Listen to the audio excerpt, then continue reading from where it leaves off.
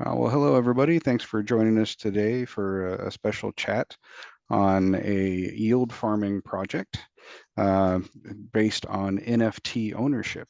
It's really exciting, doing really well. It's been running well for 7 or 8 weeks at this point. It has a great community behind it. And the owner and founder is here today. Keith Bussey is on the call, and he goes by the handle of Various. And we will go ahead and start asking him all the burning questions that we have. But before that, we do have some visitors to the Pi group today from the Monstro's community. And for those that don't know us, we're a faith-based investing group centered currently around crypto and investing.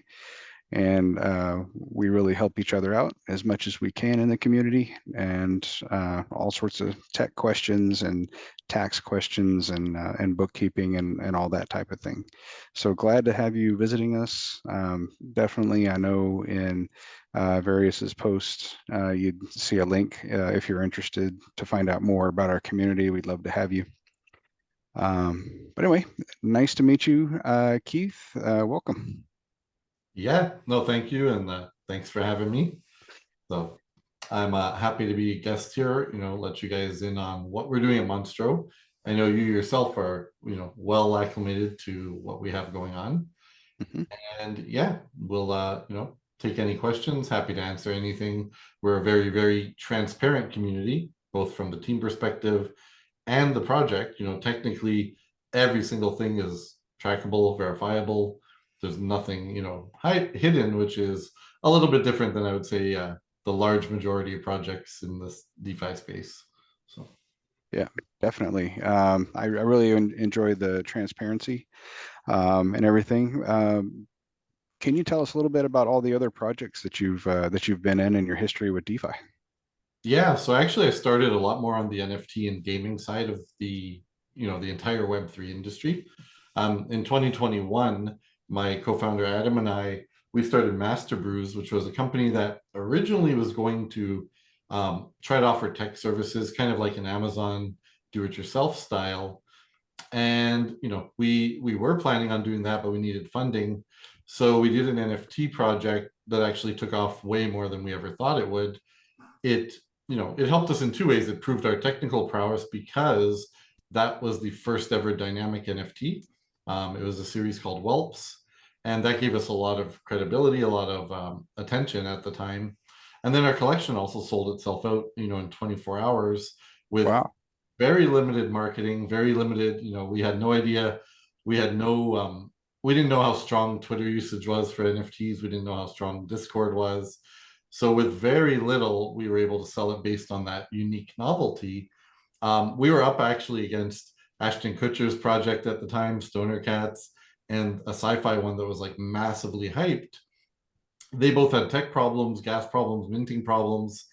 And what set us apart was we told everyone, hey, don't pay outrageous gas, just wait. Ours, we really didn't think it was selling out. So we told people, just wait for tomorrow, wait for all their garbage, their stuff to die down. Um, and people really appreciated that because the other projects were like, oh, up your gas, pay $300, pay $400, make sure you get through. So by taking the opposite approach, we woke up the next morning and we had sold out completely for something over $1 million. Um, Wow. so yeah, so that was that led us on a path to we took on a lot of clients. We only took on clients we thought had a really cool, innovative idea. And we did it all for rev share. We didn't want financial constraints to be like why their idea couldn't come to life, but that failed us pretty badly. I'd say, a lot of people exaggerated their marketing budgets or didn't have one, or they, had connections with influencer X, celebrity Z, and a lot of these did not come to pass. So Mm. we wasted probably 3, 4 months, but we built up a lot of cool things code wise, gained a lot of experience. From our own projects, we decided we were going to build video games, but true, real video games with traditional video game studios. That's kind of what we did. We had another collection that was a hit with a Marvel Comics artist named Mark McKenna. Hmm. So we did some really cool stuff there that had never been done before. And with all of this, we have two video games halfway into development, hundreds of thousands of dollars that are just stuck with the market. We could not find funding. We could not continue crowdfunding. So we switched to DeFi to try to look for new avenues to find new, can we build relationships with investors, with groups who might have interest in the gaming sector? They're not very exposed to it right now. And all of that kind of led to, we took over a project that I was just personally invested in, lost money like everyone else, which was Optimus at the time. We tried, to see it as, okay, if we can help them from a technical perspective, how would we do it? How would we operate this thing? And we decided, hey, if they're willing to give us what's left of the treasury to manage instead of it going to zero, we can help a lot of people see what we can recover from it. At least we know we're not going to steal the money, which is, we can't say the same for where it was at the time. Yeah. So we said, even if we screw up, even if we make bad investments, it's still a better chance, and let's take that chance. So we did that. Yeah. That's a long, Also, I very just long want recovery.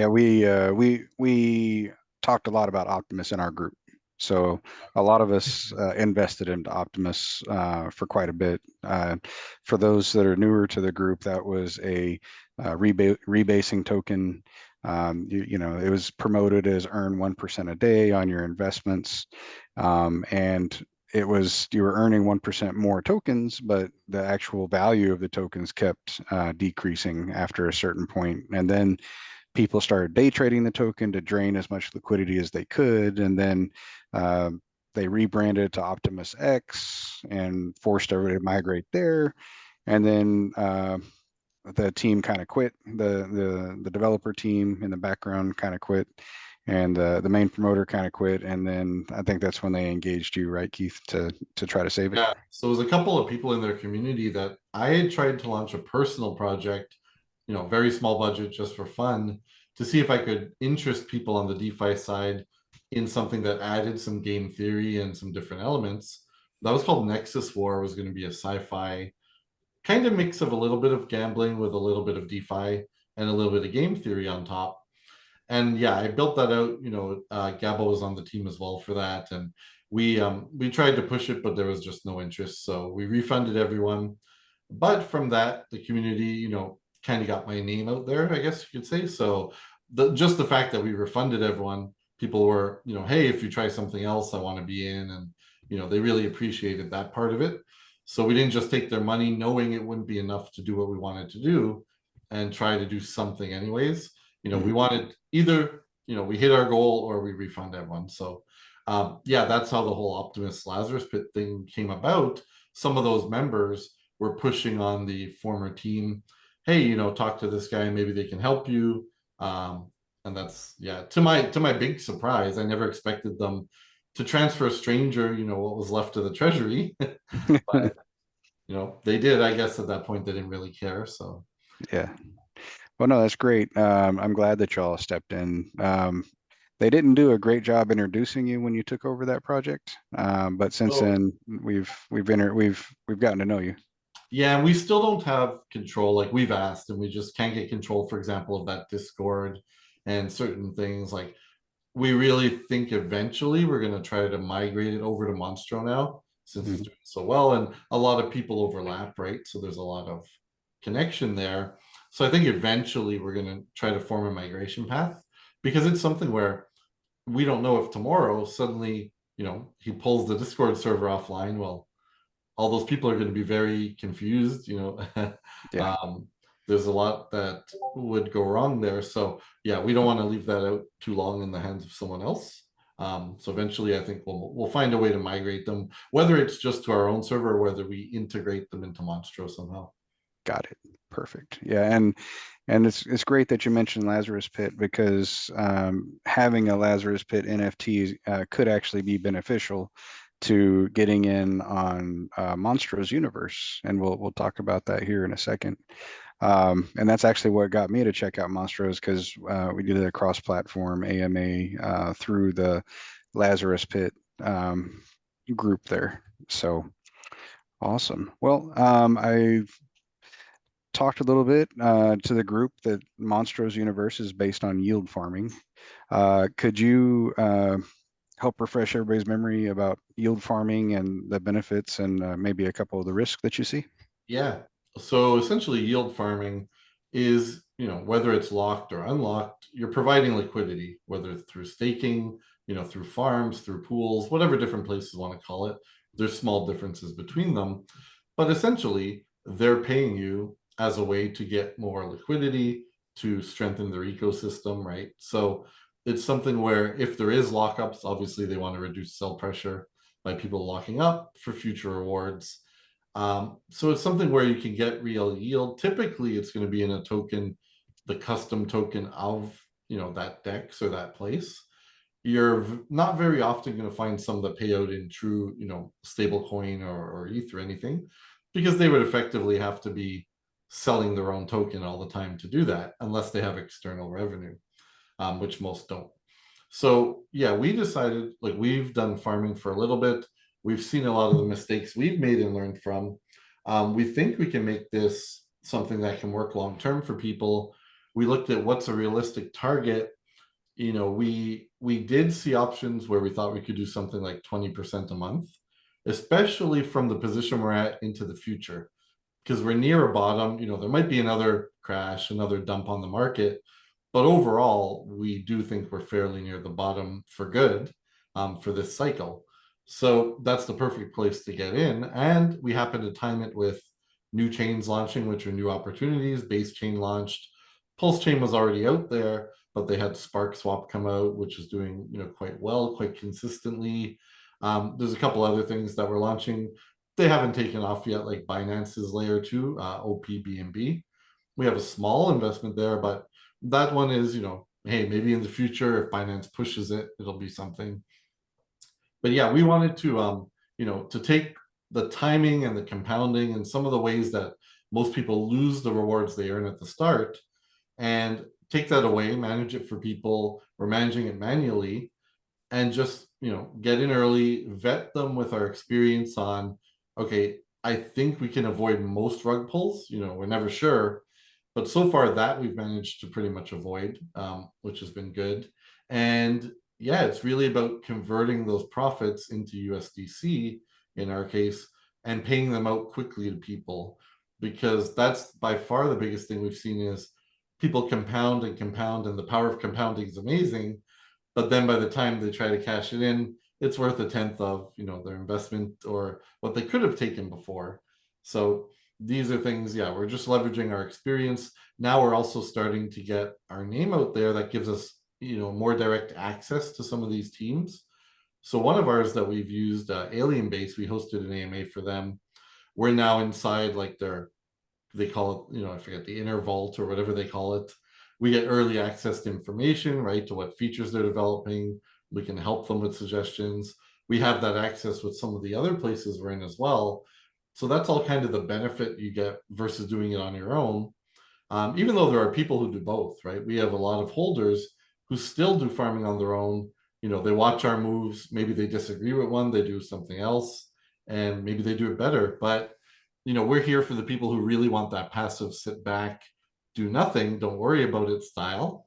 And results are going to vary. We can't guarantee anything, but we can guarantee everything's transparent. You get paid weekly in USDC. And I would say, like, the way we're going right now, we're pretty much in a rough period, right, of the market, the seasonality and everything. And even in this rough period, you're probably going to make somewhere at a bare minimum, I'd say, of 3% a week, which is not so bad. It's off our target, but as long as we're looking around the space, there's not many other projects doing that, and especially non-Ponzi real yield type projects. So as long as we're still in the top 2 to 3 performers every week, we think we're doing a good job with it, and we're happy with it. Awesome. Yeah, I actually wanted to show some of the results from the Discord in a moment, but y'all do a great job. Number one, you post the daily results, and you post like the number of holders of the NFTs, the total amount of profit. that you collected, and then that way we can see the true percentages that you award to everybody based on the true profit. I mean, it is absolutely not dependent on anything, any new money coming in. They're taking our investment and they're putting it into the yield farms, and whatever that generates, they're taking a profit of and distributing it to everybody that holds these NFTs. So as a community, we're prospering. So that's why I really like this idea. I also really like the idea that you allow us to see all the data on the DBank website, Mhm. and we can, as a Pi community, go further into what DBank is and everything in another webcast. But basically, it allows you to check the balances and the holdings of whatever wallets that you put into that software. So it's really good. I know there's some really active monsters in the community that go out there and check that on a daily basis, and they wonder about a tenth of a percent sometimes. But it's great. I know it must keep you on your toes, and in all the decisions you make about transparency and whatnot. So that being said, what how did you come up with the idea of like the monster and like because I love the artwork of all the NFTs. They're great looking. Yeah, so that's the one skill I've never, ever, ever had was any form of art skill or drawing, design talent. And I like to play with a lot of the AI ones and test new ones and see what styles they can do differently or better. A lot of people still refer to like mid-journey only, but Hmm. there's, 200 tools out there by now, and they all do stuff a little bit differently than each other. And this one I had come across, I wasn't trying at all to make monsters. I was actually making my own versions of Masters of the Universe characters. Oh, so Um, I want to get some of those. yeah, so I was really impressed with one of the styles that was coming out, and I was like, oh, this would be cute to make like some type of monsters brand. And it was just something that sat there, like I wasn't planning to use it for anything. And eventually, when I was talking to Gabo and Adam, my other co-founder, I was like, hey, when we're going to start this lottery project, Visual Appeal. Oh, sorry, just to tell people, initially Monstro's Universe first app was going to be a unique form of a player lottery, a crypto lottery. We failed to raise enough for that. We only raised about half what we were targeting. That's why we pivoted to farming first. We realized that right now in the market, people are not so much looking for long-term investments. And something like a player lotto, it was something that would definitely need a lot of money spent on development, marketing. You're not producing like you are with farming from day one. So that's why we pivoted to something where people can see returns immediately. We thought that would go over a lot better. It obviously did. We took in a lot more than our target, and Hmm. we continue to take fresh investment pretty often. But so back to the monsters, yeah, we thought we wanted something with a good branding appeal, something that could go mainstream. We could do other things with if everything went well. And yeah, everyone just liked the vibrant colors of them, the style. So that's that's all AI generated. Takes me a couple minutes. Sometimes it's difficult. You get like weird things in weird places, but we're we're pretty happy. And the folks who have their treasury ones, right, which they get to pick their own art, they'll tell me like, oh, I want a squirrel or I want a lion or whatever they might want, and then we give them options until they really like one. So that's just another perk we can do. And yeah, I think it's great. Unfortunately, our AI tool is in the middle of transitioning versions, so we're a Hmm. little bit stuck until they come back to have the same style because no one else has it like exactly that that type. Yeah. um, so yeah, hopefully they're going to restore it. They've promised me they are. Otherwise, yeah, we'll have to change styles, which would be a disappointment. It would. Yeah, I have them on the screen share right now of all the different NFTs, excluding the treasury NFTs, um, on the Element website. Is there, do you know if there's a setting to show the treasury ones? Maybe I'm, Yeah, if you click show all on the left, okay. because those I think are the only ones listed for sale. Got it. But Okay, here you should get a bunch more. perfect. Yeah, and then the one not available, that's the latest one where I couldn't make the real art, so it's temporary. Okay, awesome. Yeah, so from my understanding, and correct me if I'm wrong, the Treasury Vault ones, those were designed for large investors and maybe investors that wanted to use this as part of their own projects, Yeah, where they so they could take a large amount of money and put into here.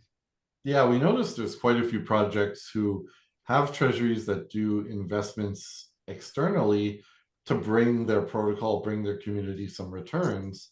So we thought, hey, it'd be a good idea to target them to produce an NFT for them, which is why it's priced pretty high. It's priced at 10,000 USDC. But to our surprise, I think one of them was sold to a community. All the rest we've sold. There's two more that we sold that are not up here. There's two more coming next week. All of those are individuals. They, the projects who are showing results weekly, like, hey, we're in XYZ.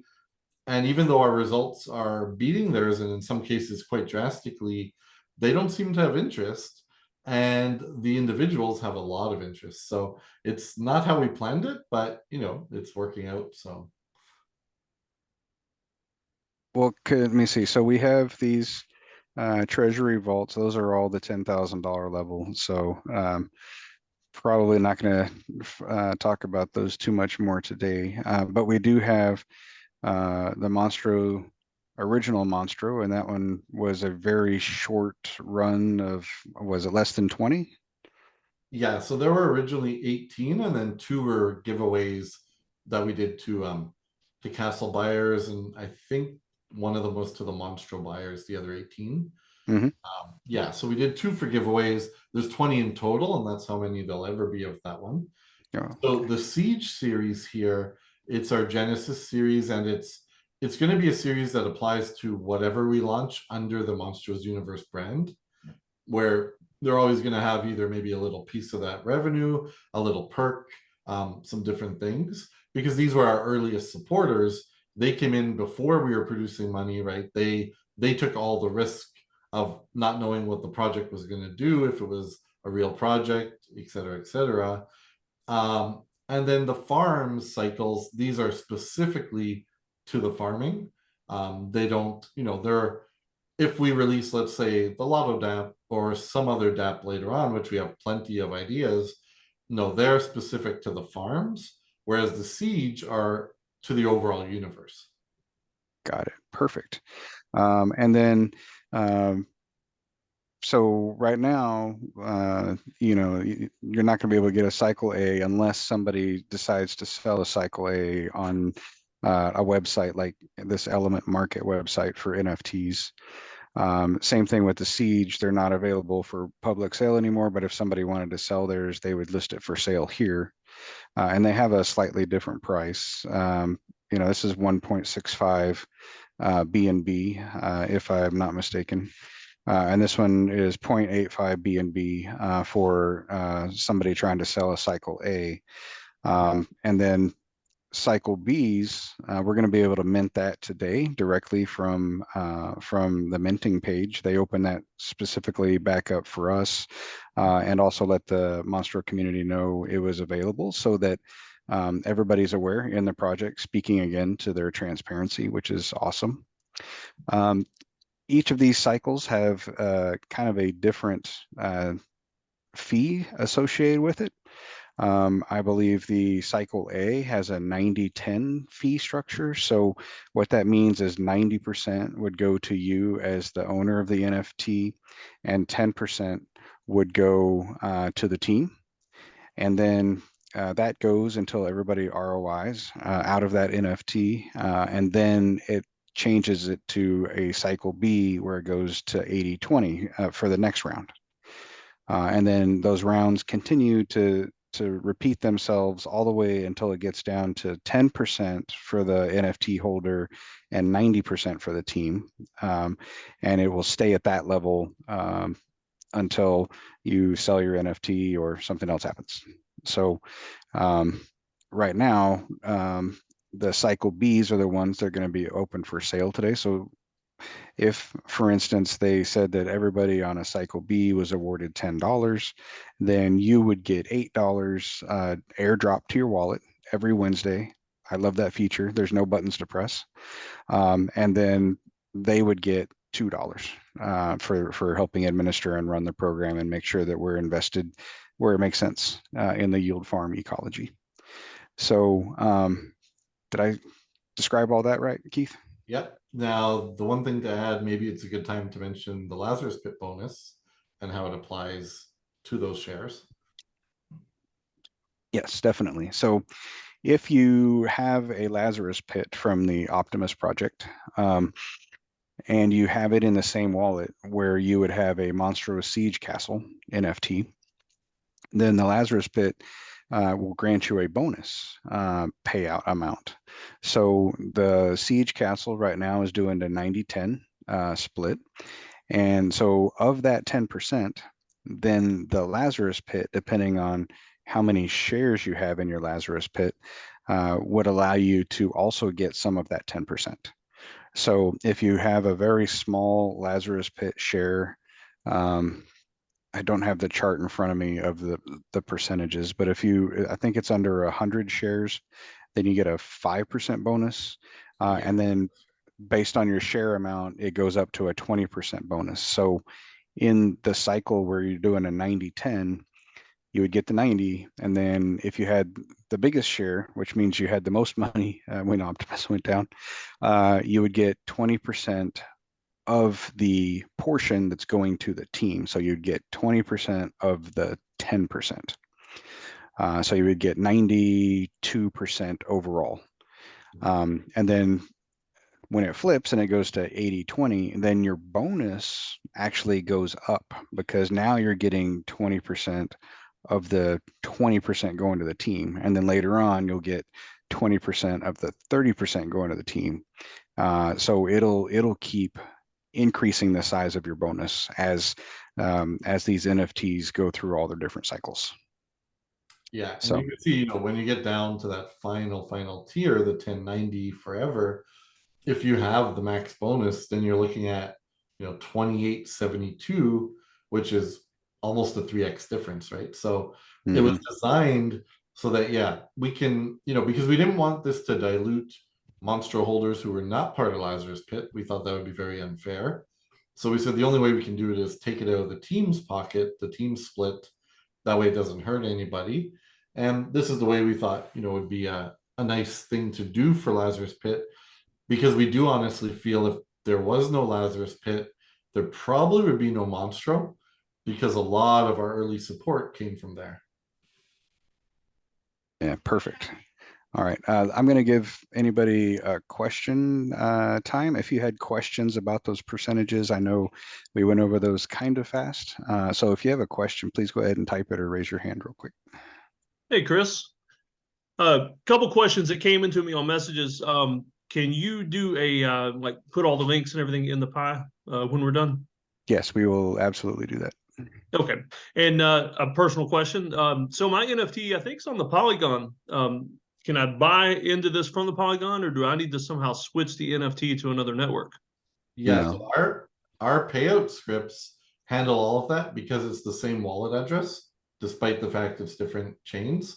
They're all called EVM compatible, right? Ethereum virtual machine. So we do, how our payout script runs is when it's payday, it grabs all the current holders, all the current holdings, and then checks them one by one against the Lazarus Pit contract on Polygon, calculates all the shares and bonuses, and then sends the payout out on Binance Smart Chain still. So despite the fact the Lazarus Pit NFT is on Polygon, it's completely visible to our scripts. Okay, awesome. That's all the questions I've seen, Kris, on the messages or anything. Okay, awesome. Yeah, when we do the write-up and put this on the Pi investment page, we'll have the breakout detail on there to help people understand the size of the bonuses for anybody that has a Lazarus Pit and that goes out and purchases the Siege Castle NFT.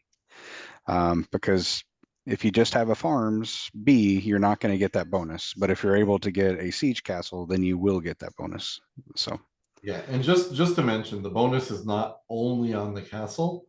It's as long as you hold one of the Genesis ones, any other NFT you have, it counts for the bonus. So if, for example, if you have a castle and you have 20 cycle bees, all of them will get the bonus, not just the castle. Perfect. That makes the bonus even more powerful. That's awesome. Cool. All right. So Travis, I See need about Travis's comment. yeah, I need about 220 more LazPit shares to get to the next level. Okay, that is a great lead in, Travis. You're reading my mind. So say you want to get a max LazPit bonus, but your LazPit only has shares enough to qualify for a 10% bonus. Well, you can go out and buy somebody else's Lazarus Pit NFT from them, and they're selling them at a deep discount right now. I mean, like 70 or 80% for some of these guys. And you could get one that would give you, like, if it was at 10%, then you can get another one that's in the 10% range. So that you would qualify then for the 20% bonus, because the way their software works is it adds those total shares of all Lazarus Pit NFTs that you own together when determining your payout bonus. Did I get that right, Keith? Yeah, so exactly. You can have as many as you want. We're just taking the sum of all of them and combining it to see what tier you're in. So you don't have to worry if, you make the top tier, but it's split over 4 or 5. We're not just picking your best one, we're adding them all up. So Perfect. And then since we're on just the subject, just a quick minute or two, but I believe that if you were to buy those Lazarus Pit NFTs now at a steep discount and you're patient, Keith, what could we expect if we went and did that? So right now, given that obviously depends what price you buy it, but given the treasury that was inherited was something like 96% down or 97% down, if you can buy one anywhere in that kind of range off, which some people have got them 95% off, 90% off, that money's sitting in a lot of spot positions on what we think will come back strong the next bull run. So if you're willing to wait till then, buying one of these could give you a legitimate, 5x or 10x. Because if we take a really simple, quick example, let's say something like Avalanche. The all-time high last cycle was like, I think $140. The medium was always around that 70 to 80 mark. Right now, I think the Lazarus Pit, when we purchased it a couple months ago, it was $15. So these are the type of things we're holding on to. If they even go back to, half of what they were, or even a quarter of what they were, right? You're going to make 2-3x. So it's just a matter for that. Yeah, you're not going to get paid. We're not going to see any money until the bull runs in full effect. There's, cashing it out early just won't move the needle much on how much that's down. So it is something, knowing that if you get into that, maybe in a year and a half, you'll see, a nice surprise return, I'd call it at this point. I think our projections, are wrong. Initially, we thought we'd have it 2x by February, but the way things are going, we don't think the bull run will start that early anymore. A lot of people are saying now the halving won't matter anymore this time. So it's kind of at the mercy of the market. The only thing we can say is, well, the funds are in spot positions and they're in coins we think will come back up. So yeah, so if you're buying in low to some of those opportunities. If you don't want to, do it yourself, like if you go buy the spots we're in right now, they'll probably be cheaper than where we got in on them, for example. Nice. And I don't recall, over on the Lazarus Pit side, do you have a listing of the investments that y'all picked? We had a more active one back when we were doing things like concentrated liquidity and trying to pay out monthly, until we saw, that wasn't working for the numbers we needed. It would have taken 19 years at 10% a month, because way more people claimed their Lazarus Pit NFT than we thought were still around. So I think it was something like $12 million of loss represented was claimed.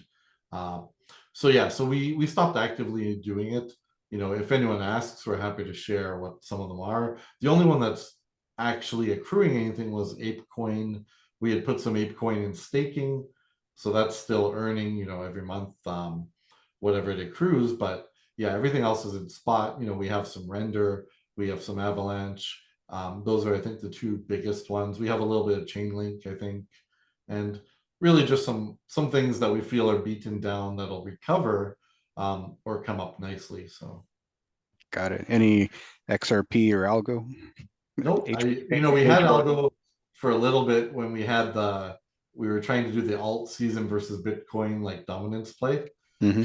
And that invalidated like every single time it got close. So we gave up on that play, but Got it. Awesome. Well, cool.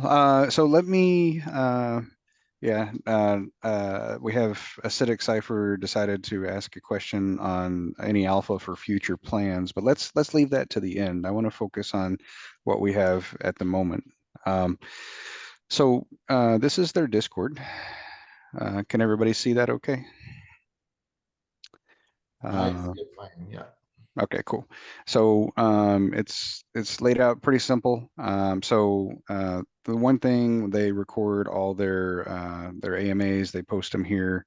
They have roadmap ideas of what they're working for, which is really nice to see. I will interrupt, say we just rewrote the wiki. I'm just waiting for more feedback. We'll finalize it.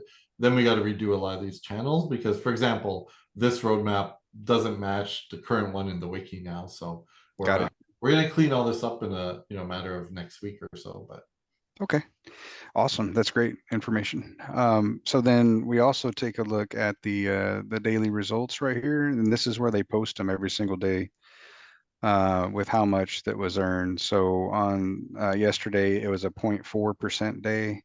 The day before that, it was a 0.4% a day. Day before that was 0.62, 0.72, 0.69, 0.64.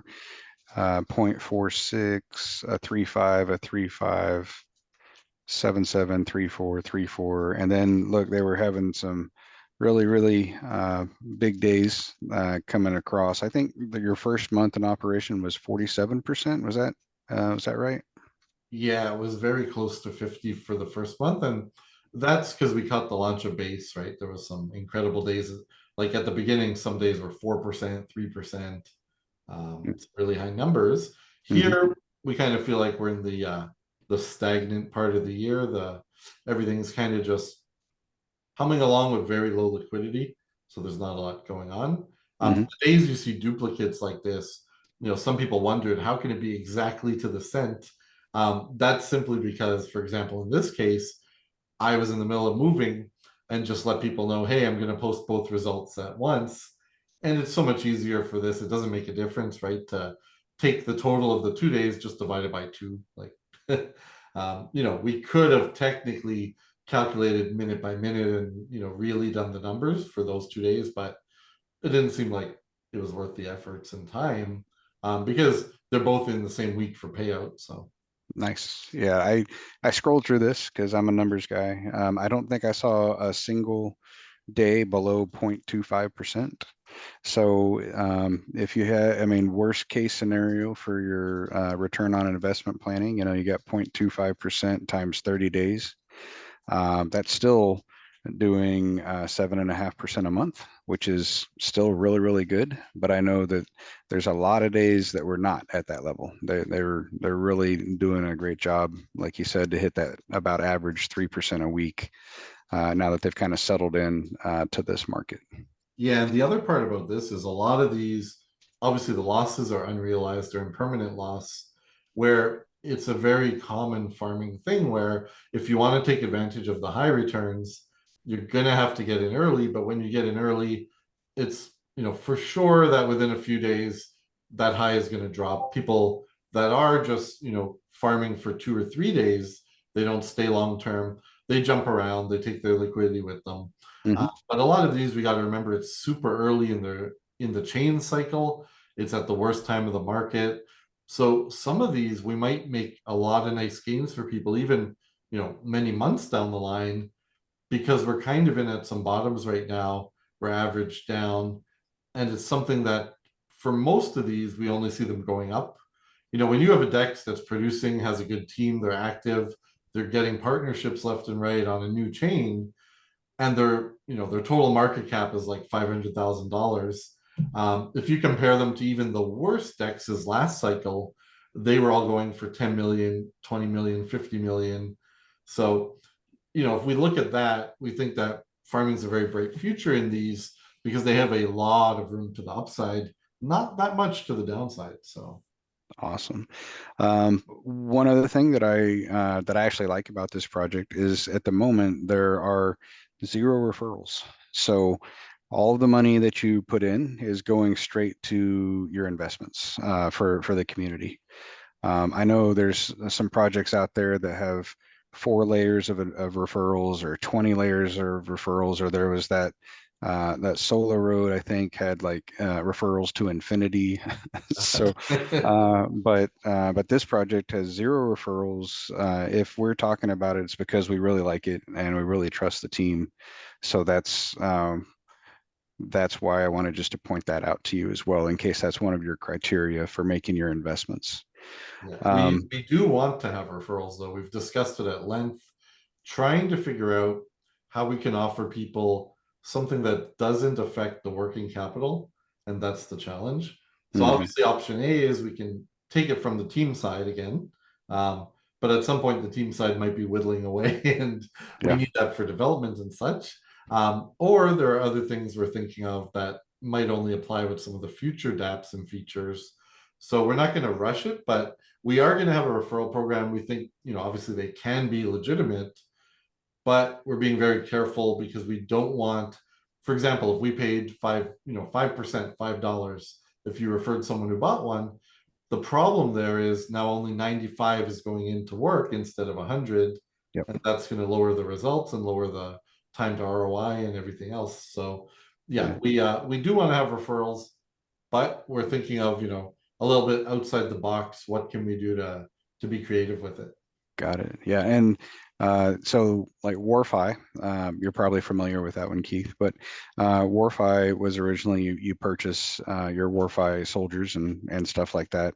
And back when they first launched, to get a Warfi bot, you would pay in 1,000 BUSD, and they flat out told you that 15% is going to go to the team and for development and all that. So knowing that going in, people were like, oh, well, I'm going to be running my balance with 850 instead of my 1,000. Um, and that did not deter really too many people away from the program. So maybe on this one, to build in referral budgeting, maybe you raise the price from 100 to like 110 USDC or something like that.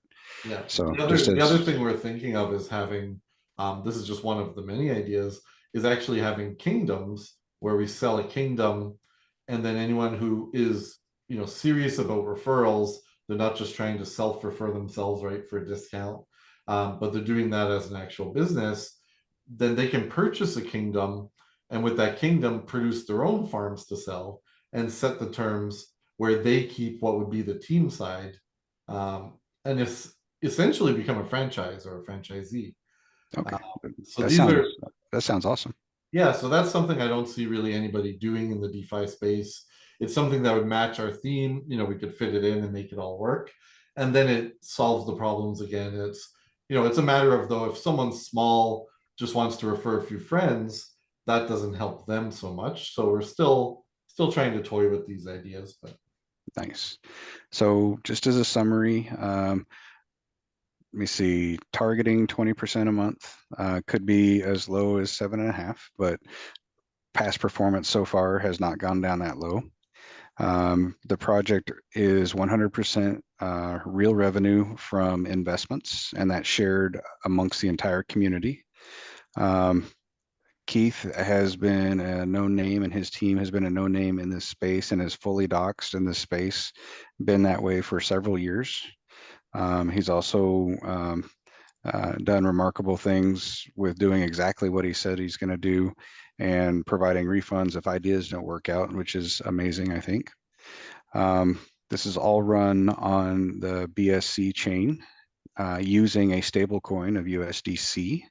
So that's not a coin that's really been in the news too much. So there's nothing to anticipate with a coin issue. And Keith, you said you're in Canada? Yeah, I'm in Montreal. I'm trying to escape, but for now I'm here in Quebec. But I've lived many places from Costa Rica to Vancouver to New York to Florida. Definitely looking at some places in Europe for next year if I do move out of here. So Okay, yeah, I'm a awesome. I'm a And nomadic type, but when it comes to, as long as they have an internet connection, that's all I need, right? definitely, definitely. And you have several other admins and leaders on your team. Are they all abroad as well, or is anybody based in the United States? So Adam is based in Vancouver and Gabo's based in Florida. Okay, We're all pretty North American right now. And okay, then yeah, our admins and mods, they can be wherever they want. I know Alpha Monstro, I actually have no idea where he is based, but got he's it. I know one of our other ones is based in the States too. So Okay. Yeah, and I know you've been featured with James Pelton and Pocket Aces, and we pay attention to what those promoters say as well. We like to follow their plans, so that's really good that they speak highly of you as well. Um, and then the what I like about this, it's not really been said yet, is there's protection against whale dumping activity because the only way for anything bad to happen is, or you to get out of this project, is actually to sell your NFT on a marketplace, and then that NFT would go to a new holder, and they would pick up exactly where the payouts left off. So it has zero impact on the current performance of the project, which I think is a great feature of the NFT idea. Keith, anything else on that? yeah, just that is, that is one of the keys we tried to have with these is that there's no dilution, right? New money coming in, NFTs being exchanged, etc. It all works the same. And like you mentioned earlier, new money helps because of, okay, we have free funds for new opportunities that might spike results for a couple of days. We can, average down on positions that are proving out to be consistent, this type of thing. But yeah, if we shut this off, the sale was closed, we never had a sale again, these farms would still keep producing. Some of them might lower rewards over time, but we hope that compensates with, their own tokens going up in value, which is usually the case if they're not, you know, um, kind of just messing around and yanking the rewards completely. So yeah, I think it's a very sustainable system, and that's what we wanted to do. The NFT is just a technical vehicle. Like we could have had a token. It introduces more, I would say, a bit of a negative perception and worry, right? Some people, it's easier because then if you wanted to sell half your NFT right now, you can't. If it were tokens, you could get rid of a quarter of them or half of them. Mhm. So I understand that some people wanted it to be a token, but no, we like the NFTs. We came from that side of the world. They're very much not used like an NFT PFP collection. Nobody's probably going to pay 10x for this the night it comes out. Um, but we do build value over time. Like we have seen sales for a castle because someone wanted to take advantage of the Lazarus Pit bonus. Well, they bought the castle, I think, for maybe 200 something dollars. It was 100 retail, right? And I know the person that sold that one, they went and bought two more farms with it. So the fact that they doubled their earnings was cool because they didn't lose anything other than they had another castle, I guess. But Yeah, I was just looking at the history here. You can actually see when they're sold and bought and what prices were yeah, so paid I and see everything like one that. sold right there for 215, right? The Yep. listing sold, and then oh, it looks like one sold for 322. Yeah, Hmm. so that's something also we're not taking funds on. We want people to be able to trade it freely. We could have set up to, I think it's a 10% royalty. We thought about it where we're like, okay, what if we do set it, but all the funds from it go back into the working capital, into the pools? And maybe one day we might if it's a significant amount. But for now, it's so little, like just so few sales. So we said, no, just let people, openly trade them. Yeah, definitely. And that's, I mean, you could buy an NFT because right now, some people aren't going to be able to get in during this open period, and you could buy NFTs and then list them for sale yourself on the market as another way to make a little bit of income. and it's always just based on what the market can bear. But anyway, so there is at least one for sale. There's two for sale actually, for the Castle Siege at the moment.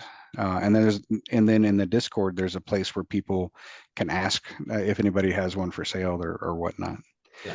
So we are getting close to the top of the hour, and I want to be respectful of everybody's time. But I wanted to show everybody how to get in here and make a purchase. So if you wanted to own one of these NFTs, the Cycle Bees, and we're going to post the link, but it's farms.monstro.fun. All you have to do, so I use the Rabby wallet because who doesn't love the Rabby wallet? And I made a wallet and I named it Monstro Universe, and I put my funds in there. So right now I'm going to go out and I've already connected my wallet. So I'm going to come up here and I'm going to go for 10 and I'm going to say approve the USDC. And then that should approve here in a second. Let me go ahead and refresh just in case it timed out on me. There we go. Got a message there. Yeah, I don't think we can see. Oh, now we can see your wallet. Yeah, it's not, it says it's connected. It's on the BNB chain. My funds are in there.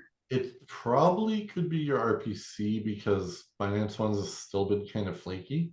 Okay. That could be it. If you're not using the Llama RPC one, works very well.